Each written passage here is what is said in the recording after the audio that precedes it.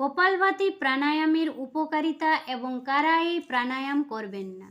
কপালভাতি একটি গুরুত্বপূর্ণ যোগা প্রাণায়াম যা নিয়মিত করলে শরীর ও মন দুটোরই উপকার হয়। হজম শক্তি বাড়ায়, গ্যাস অম্বল, কোষ্ঠকাঠিন্য, আমাশয় কমাতে সাহায্য করে, ওজন নিয়ন্ত্রণে রাখে, পেটের মেদ কমাতে সাহায্য করে, লিভার ও কিডনি সুস্থ রাখে, শরীর থেকে বিষাক্ত পদার্থ বের করতে সাহায্য করে, শ্বাসযন্ত্র শক্তিশালী করে, ফুসফুস পরিষ্কার হয়, ডায়াবেটিস নিয়ন্ত্রণে রাখে, ইনসুলিনের কার্যকারিতা বাড়াতে সাহায্য করে, পেটের পেশি শক্ত করে পেট টান টান রাখতে সাহায্য করে, মানসিক চাপ ও উদ্বেগ কমায়, মনোযোগ ও স্মৃতিশক্তি বাড়ায়, মাথা ব্যথা ও অবসাদ কমাতে সাহায্য করে।